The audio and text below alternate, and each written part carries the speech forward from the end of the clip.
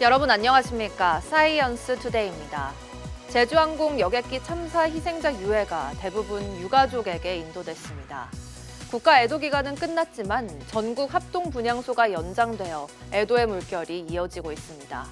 이제 정확한 사고경위 파악과 함께 재발 방지 대책이 마련되어야겠습니다. 오늘의 주요 뉴스부터 만나보시죠.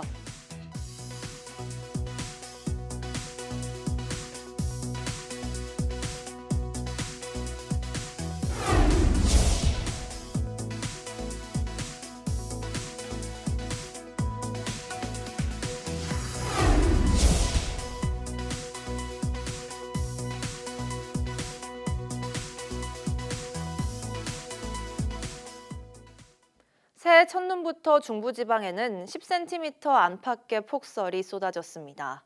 이번 주 중반에는 서울 기온이 영하 11도까지 떨어지는 등 이번 겨울 최강 한파가 찾아올 전망입니다. 김민경 기자의 보도입니다. 온통 하얀 눈으로 뒤덮인 남산. 아이들은 눈 위를 뒹굴고 눈사람 만들기에 푹 빠져 겨울을 만끽합니다. 시민들도 새해 첫눈이 만든 순백의 풍경을 즐기며 추억을 사진으로 남깁니다. 수능 끝나고 처음으로 이제 서울로 가족여행을 오게 되었는데 여기서 처음으로 눈을 봐가지고 너무 설레고 행복한 것 같아요. 가족들과 함께 있어서 좋은 것 같아요. 첫눈이 내려서 올 한 해는 깨끗한 눈처럼 깨끗한 한 해가 됐으면 좋겠어요. 설렘을 안겨준 첫눈이었지만 중부 일부 지역에는 10cm 안팎의 폭설이 쏟아지며 대설특보가 내려졌습니다. 새벽부터 강원도 화천 산해면에는 12.9cm, 경기 파주 장단면에 12cm, 인천 강화에 11cm, 서울에도 6.4cm의 눈이 쌓였습니다. 눈이나 비는 밤에 대부분 그치겠지만 일부 중부와 경북 북부는 월요일 오전까지 이어지는 곳이 있겠습니다. 빙판길이나 도로 살얼음이 나타나는 곳이 많겠으니 보행자 안전과 교통안전에 유의하시기 바랍니다. 눈구름 뒤로는 북쪽에서 상층 기온이 영하 30도 이하의 강한 한기가 내려옵니다. 특히 주 중반에는 서울 기온이 영하 11도까지 떨어지는 등 이번 겨울 들어 가장 매서운 한파가 예상됩니다. 강추위와 함께 호남 지방에는 또 한 차례 폭설이 예고됐는데 이번에도 무겁고 습한 습설이 내릴 걸로 보여 시설물 피해가 우려됩니다. 반대로 동해안은 이번 주에도 눈비 소식이 없어 건조한 날씨 속 산불에 대한 철저한 경계가 필요합니다. YTN 김민경입니다. 새해 첫 일요일 강원 영서 지역엔 대설특보 속에 제법 많은 눈이 내렸습니다. 반면 해갈이 절실한 영동 지역은 눈 소식 없이 건조한 날씨가 장기간 이어지고 있습니다. 지환 기자가 보도합니다. 일요일 오전 강원도 춘천 도심. 펑펑 날리는 눈에 차량은 기어갑니다. 길을 나선 사람들도 발 딛기 어렵습니다. 눈 치우는 손길은 어디서나 분주합니다. 아침에 눈이 많이 와가지고 일어나서 이제 내 집 앞에는 스스로 이제 다 치우고 그렇게 하고 있습니다. 국립공원 일부 탐방로는 길이 막혔습니다. 춘천에서 화천 넘어가는 국도 5호선. 산 골짜기 나무까지는 습기 가득 묵직한 눈꽃을 머금었습니다. 눈은 호수는 물론 시골집 지붕 위와 산길 구석구석을 소복이 덮었습니다. 개막을 앞둔 겨울 축제장에도 눈이 쌓였습니다. 휴일에 나와 치우는 건 버겁지만 뒤따라온다는 추위 소식에 그래도 행사 준비 걱정은 덜었습니다. 이 눈이 그친 다음에 강추위가 와서 얼음이 더 단단하게 얼을 것 같습니다. 그 때문에 산천어 축제에 안전하게 즐길 수 있는 축제가 될 것 같습니다. 하지만 강원 영서 내륙에 쏟아진 눈은 태백산맥에 막혀 동쪽으로 넘어가지 못했습니다. 앞서 토요일 늦은 오후 동해안 삼척에서 발생한 산불. 건조한 날씨에 불은 쉽게 번졌습니다. 지난달부터 이어진 영동 지역 건조특보는 3주 가까이 유지되고 있고 앞으로도 당분간 마찬가지입니다. 강원 영동은 강원 영서에 비해 눈이 온 날이 적어 12월 중순부터 건조특보가 길게 이어지고 당분간 눈 소식이 없어 건조특보는 유지되겠습니다. 새해 벽두 대설특보와 함께 눈 속에 파묻힌 강원 영서 지역. 반면 강원 영동 지역 겨울 메마름은 점점 더 심각해지고 있습니다. YTN 지환입니다.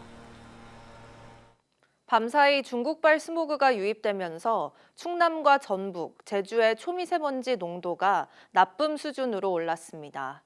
국립환경과학원은 중국발 스모그가 유입된 가운데 밤사이 대기 정체로 오염물질이 축적되면서 충남과 호남, 제주를 중심으로 대기질이 나빠졌다고 밝혔습니다.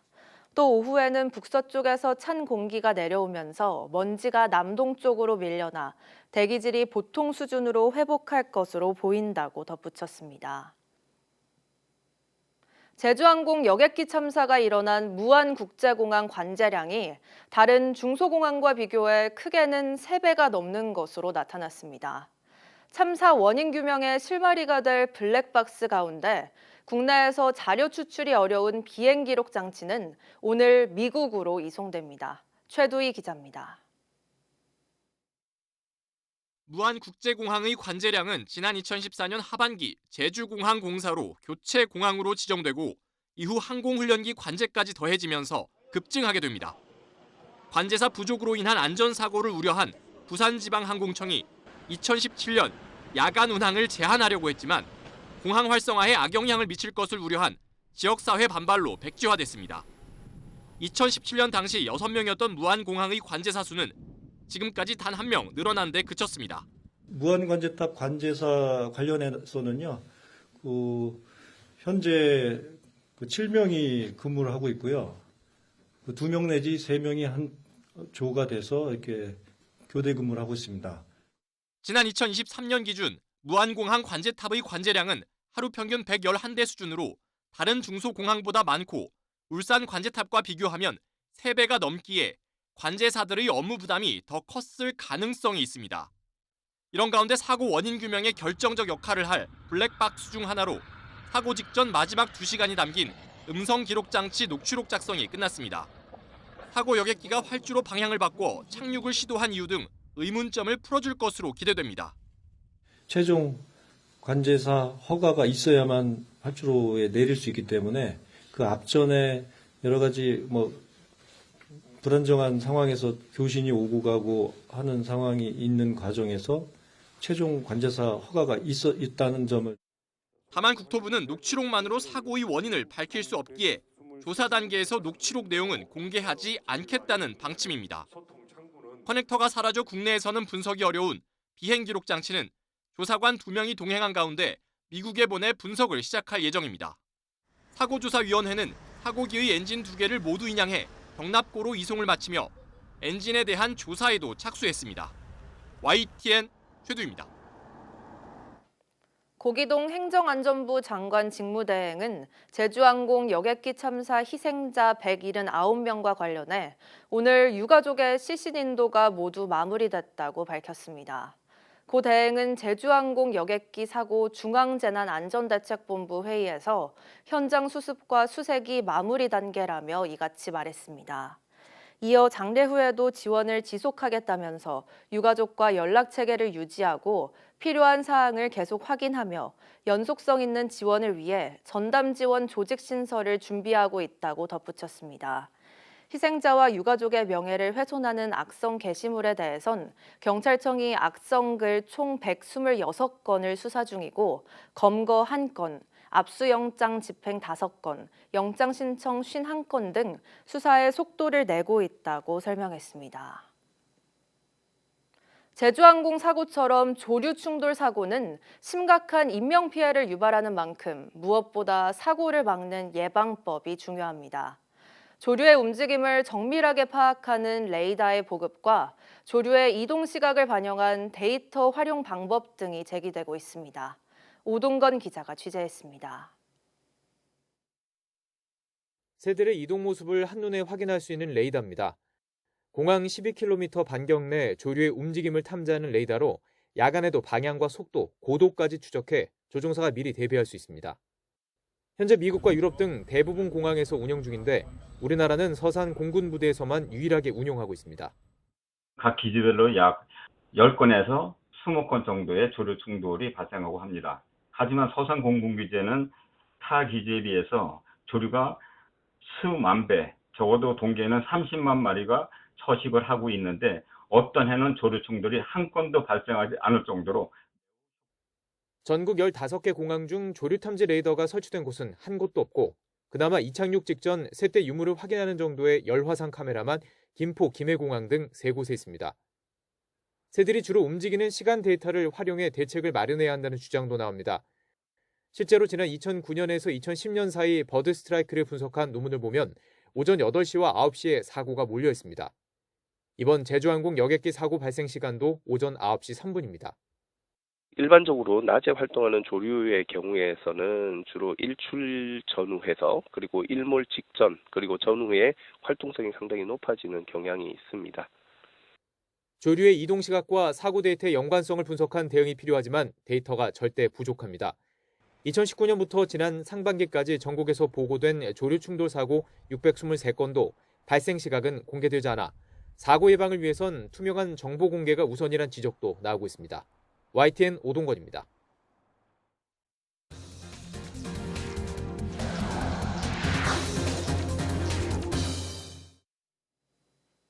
방광암은 조기에 발견하면 완치율이 90%를 넘지만 때를 놓치면 인공 방광을 이식하거나 소변 주머니를 차야 해 환자의 불편이 큽니다.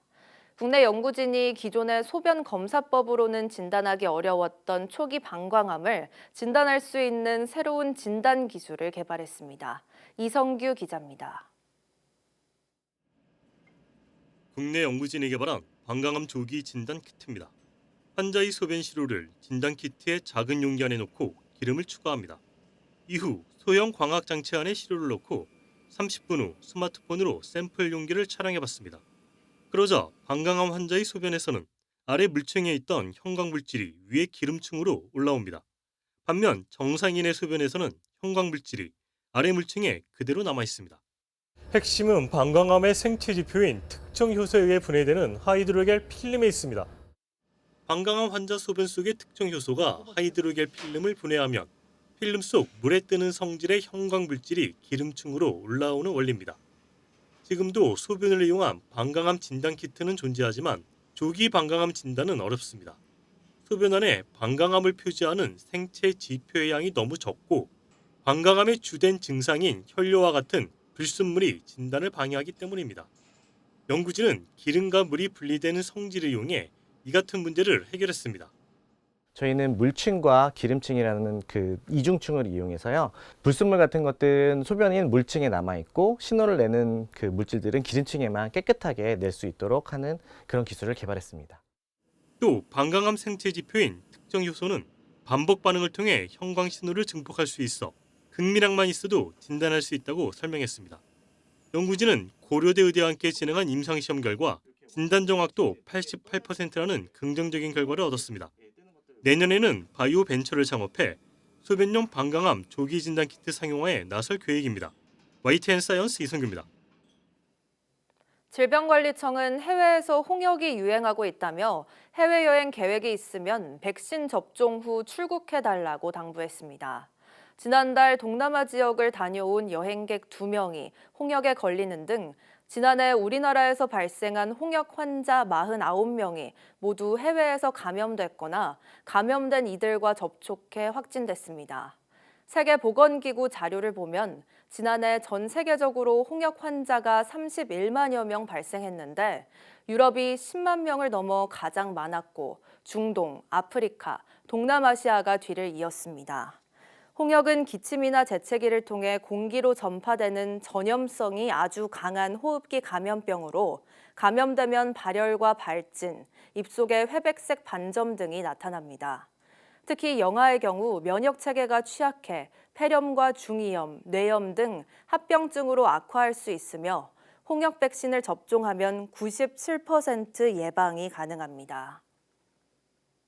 미국에서 독감과 코로나19, 호흡기 세포 융합 바이러스, 노로바이러스 등 각종 전염병이 기승을 부리고 있다고 CNN과 AP통신 등 미 언론들이 보도했습니다.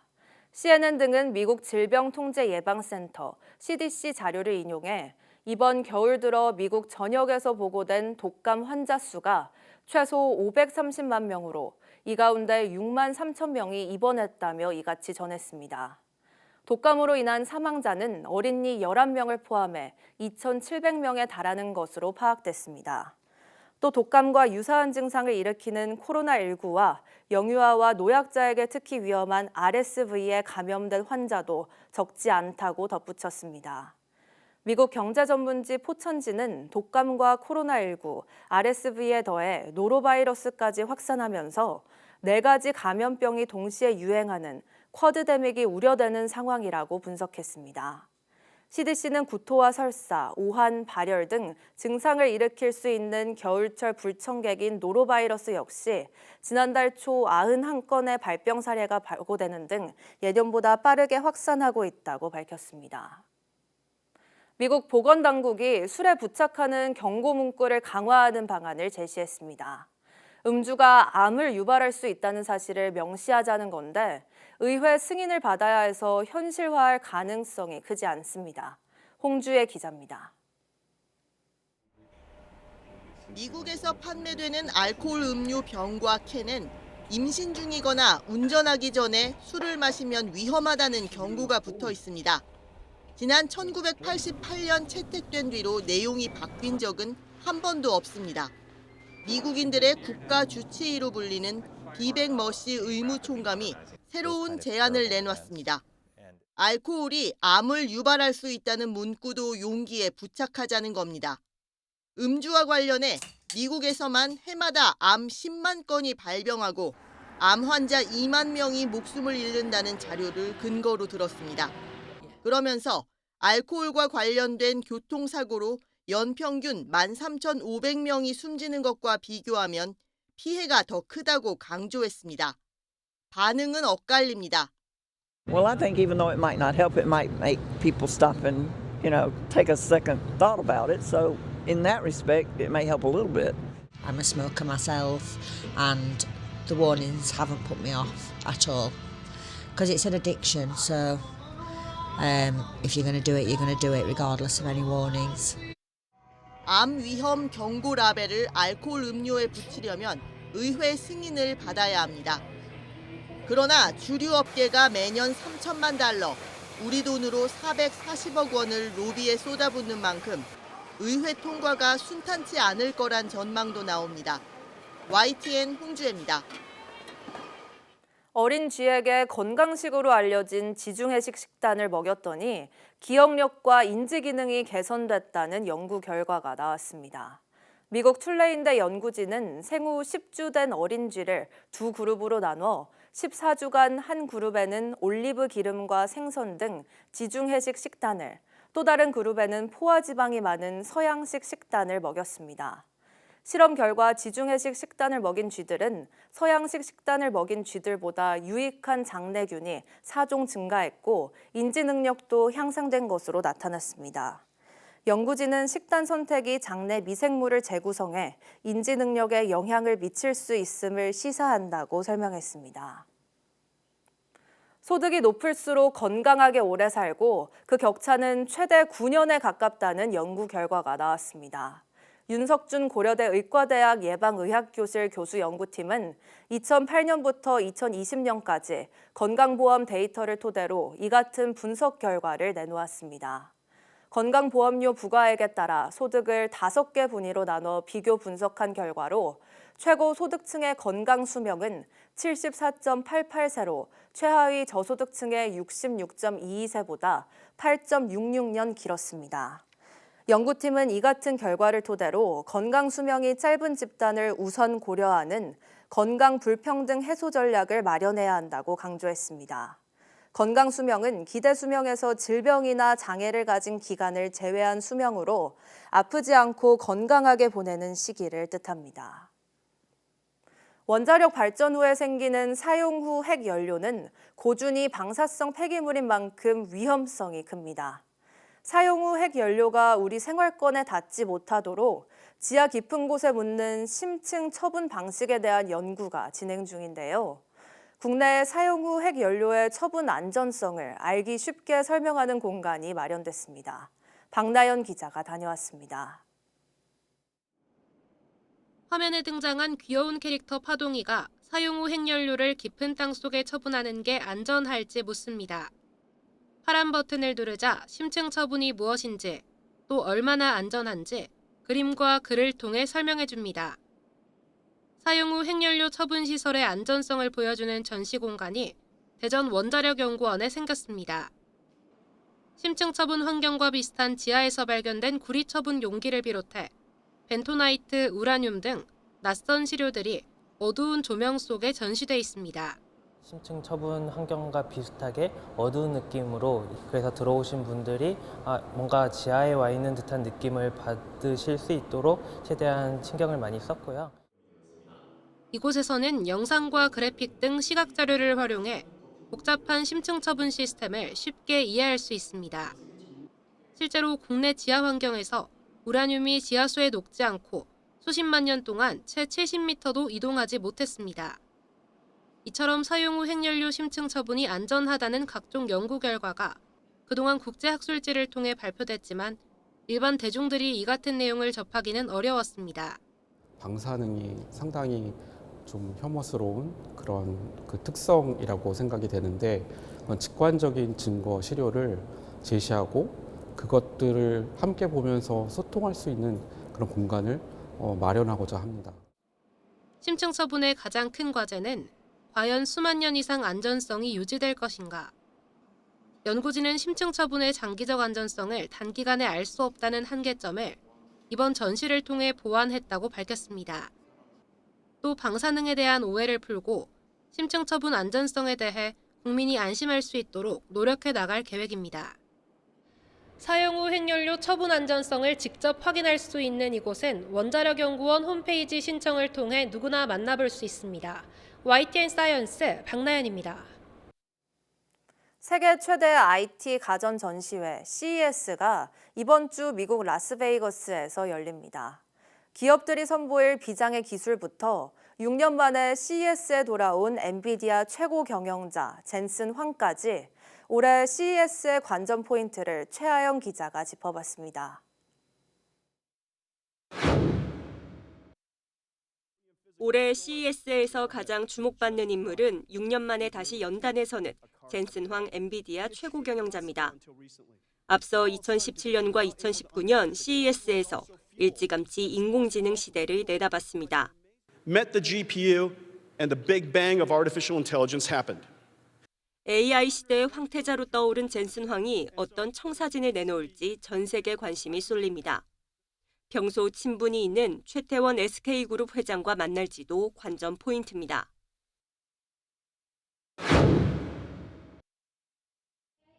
올해 CES 화두는 역시나 인공지능입니다. 지난해 보여준 인공지능 기술의 큰 그림이 일상에 어떻게 적용될지가 핵심입니다. 삼성전자와 LG전자는 인공지능 홈을 주제로 신기술을 선보입니다. SK하이닉스는 지난해 11월 개발을 공식화한 5세대 고대역폭 메모리 16단 제품 샘플을 공개합니다.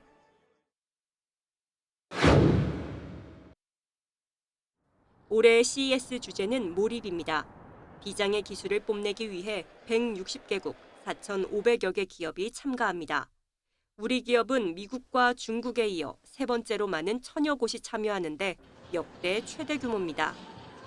개막 전 발표된 혁신상 절반가량을 한국 기업이 휩쓸면서 미래의 기술 전시장 CES에 대한 기대감은 더 높아지고 있습니다. YTN 최하영입니다.